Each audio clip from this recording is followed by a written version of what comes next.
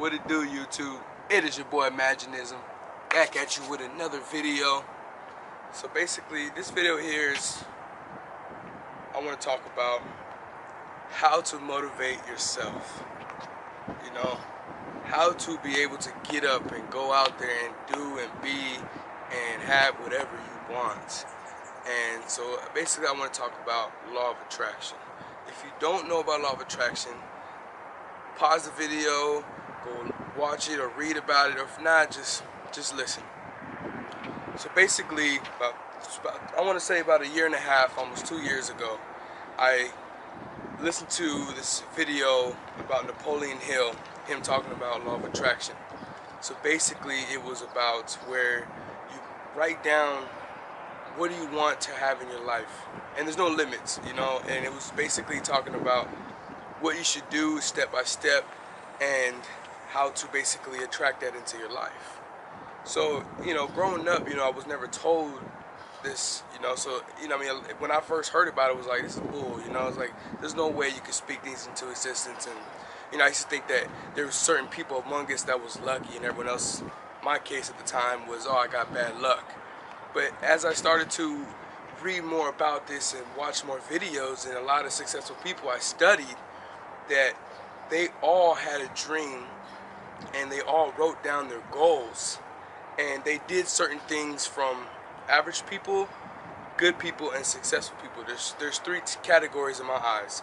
And basically, the good person is someone that's basically does a little more at their work, such as like always on their boss, you know what I'm saying? Like, they do whatever the boss tells them to do and more, just so they can feel secure and safe. And average people, basically, they like to just worry about their next paycheck. When's the next paycheck? When's it coming? Oh, next Friday. Okay, good. You know what I'm saying? Live paycheck to paycheck. And successful people do more than anybody ever would even think about. They do things that other people wish or know they should do. So that's the reason why they have the things that other people wish they had.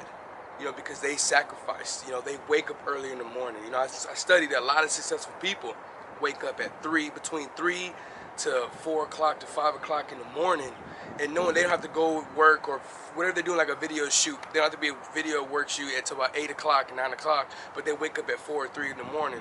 Why is that? So I started to basically study them, and I started to see what they were doing. And a lot of them, they was working out. You know, they literally would go work out, you know what I'm saying, come home, spend time with their kids, and then bounce to work. But it was like, I was like, okay, well, what's the whole picture behind this? You know, why are they doing this? So I started to do the same results, or to basically, I started doing the same thing to get different results. And you can't expect the same result, you know what I'm saying, by doing the same thing, you know what I'm saying? The only way we can get a different result is by changing whatever it is that you're doing, you know? So I started to wake up earlier, you know, I started to eat healthier, I started to eat green foods, I started eating really clean, you know what I'm saying? And I started working out, and this was all a year ago. I wrote all this down, the specific weight I wanted to be. I wanted to start my own career, my own business, just all kind of things that I wanted to do. And, you know, I went back and I looked at my list, and about 50 to 70% of it I actually have already done.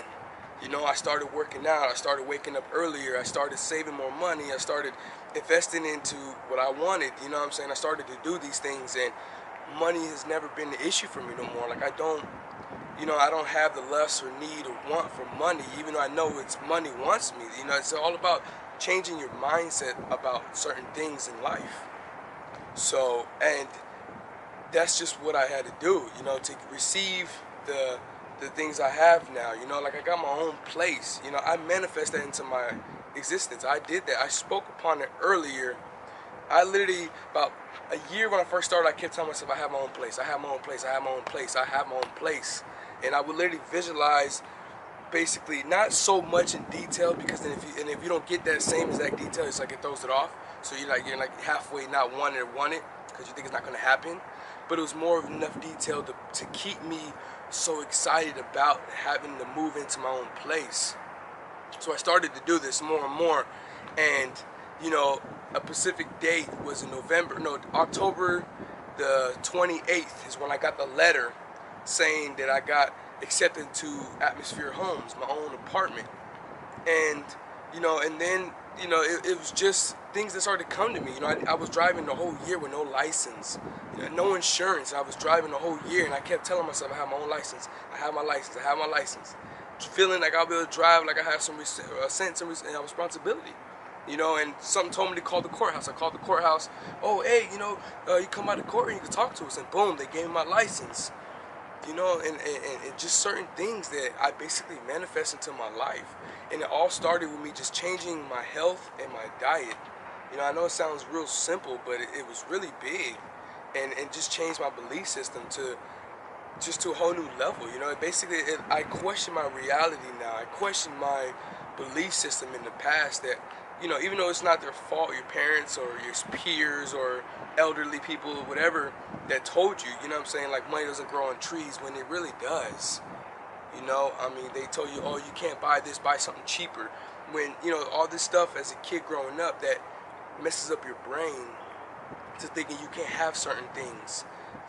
So it's all about just starting to question your belief system first, and started to realizing things and starting to know that you are connected with everything that's around you. Everything here you are a part of. God made everybody the same, with the water, the clouds, the trees, the rocks, the ground you stepping on. That is all part of you. And you should always tell yourself, be thankful and grateful that you're alive. I started to do that more, but I would wake up. In the past of my years, I had never told myself thank you for anything. And now that I started waking up every morning, before I even get out of my bed, before I brush my teeth, I tell myself, thank you for another day of life. Thank you for my brand new apartment, even though I haven't moved in yet. But I still tell myself this. It's all about speaking to existence and just creating opportunities for you, more ways, and whatever it is that you want. It's all about speaking it into existence.